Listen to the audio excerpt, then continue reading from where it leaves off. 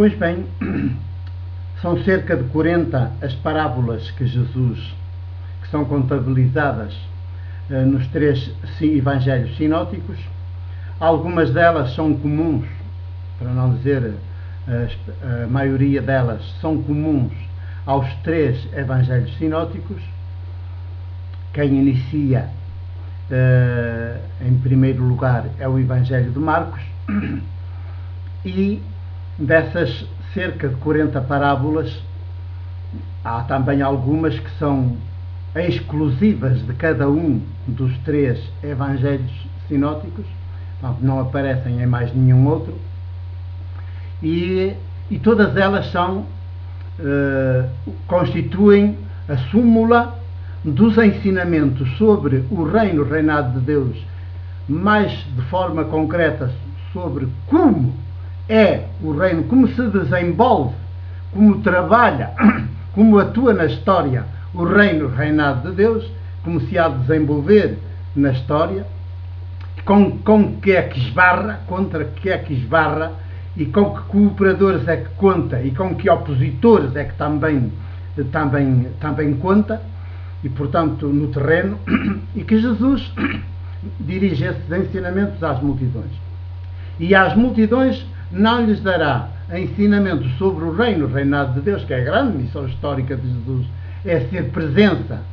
realizada na história já. Com Jesus o reinado de Deus já está presente nas suas práticas, no seu ser, viver, atuar. O ser, viver, atuar histórico de Jesus é o ser, viver, atuar paradigmático de todos os seres humanos, de qualquer tempo e lugar, seja qual for a cultura, a língua, as tradições. Portanto, porque Jesus é património universal, é património da humanidade. É um judeu de todos os povos, e para todos os povos, e com todos os povos, digamos que o seu ser, viver, atuar tem a ver com todos os povos do planeta. Não é apenas para o povo judeu, diz respeito e é paradigmático para todos os povos. É por isso que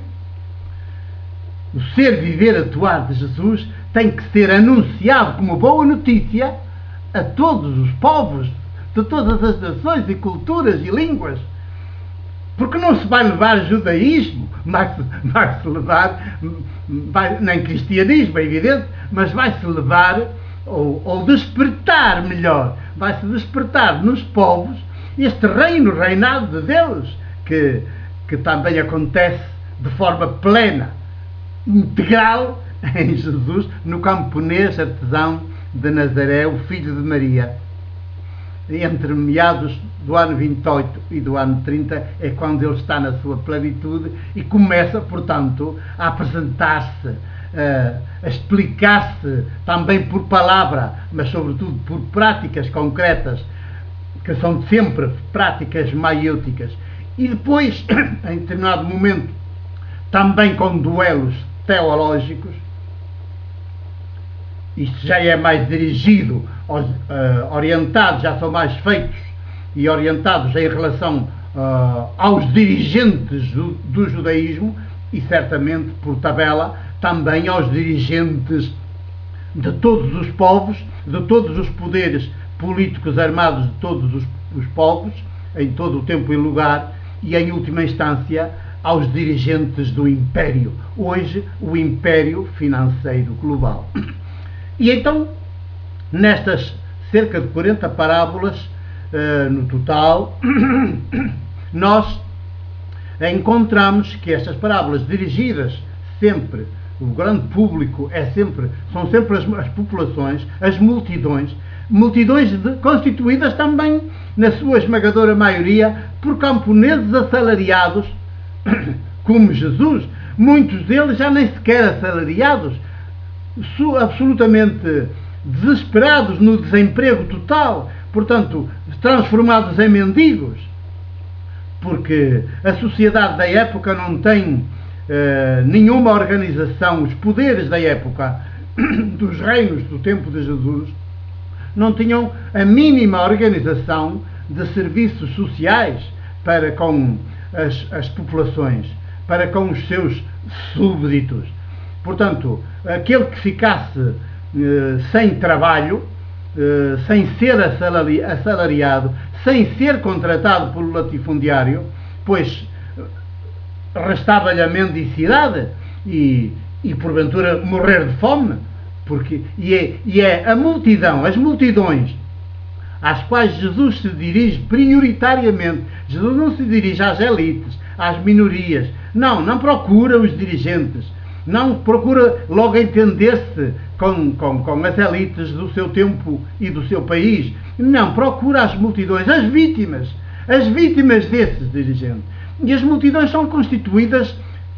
à imagem e semelhança do próprio Jesus, são constituídas por camponeses, enfim, também alguns deles mais completos, como Jesus, camponeses artesãos, mas alguns eram mesmo só camponeses, fora do trabalho da terra não sabiam fazer mais nada, e portanto não tinham a dimensão de artesão, também simultaneamente, e eram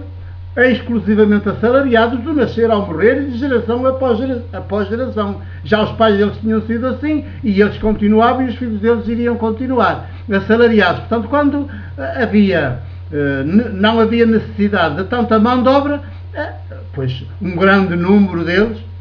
vivia sem trabalho, vivia sem ser, não tinha quem o contratasse. E, portanto, estavam lá na praça pública à espera que alguém os viesse contratar, não vinha ninguém contratar, pois tinham de recorrer à mendicidade. E é por isso que, no tempo histórico de Jesus, a maioria dos camponeses que constituem as multidões, às quais Jesus se dirige através das parábolas e só com as parábolas, e a quem está a anunciar, a revelar o reinado de Deus, que eles recebem soa-lhes como uma boa notícia, porque era exatamente antípoda, estava nos opostos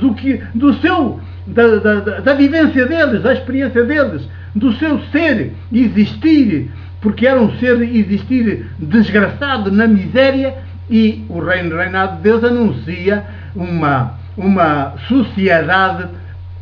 plena de vida, portanto, uma sociedade plena e integralmente desenvolvida, com os seres humanos todos, com os povos todos constituídos em estado de liberdade, em estado de maioridade, com mesas partilhadas, em abundância de bens e de vida, plenitude de bens, plenitude de vida, segundo as necessidades de cada qual. Portanto, o reinado de Deus que Jesus está a anunciar, de Deus Criador, está nos antípodas de todos os reinos que os camponeses, concidadãos e contemporâneos de Jesus, conheciam, experimentavam na carne e sofriam na carne. Está nos antípodas e, portanto, é quase aos ouvidos destas multidões camponesas, soa-lhes como uma espécie de grande utopia, mas uma utopia que já está feita realidade no próprio ser, viver, atuar de Jesus, que está ali no meio deles e entre eles. E eles, digamos que o reinado de Deus é o desenvolvimento que se vê em Jesus. E então era preciso que cada camponês, era preciso que cada ser humano chegasse a ser também outros Jesus, em desenvolvimento pleno, de dentro para fora, pleno e integral, chegassem a ser outro Jesus, em estado de autonomia e de plenitude humana. E essa é a grande boa notícia que Jesus dá aos camponeses, às multidões de camponeses artesãos como ele, porque são milhares e milhares e milhares na Palestina na época, porque a esmagadora maioria da população da Palestina e também mesmo fora da Palestina era camponesa. Naquela altura era o grande latifúndio que estava a dar, como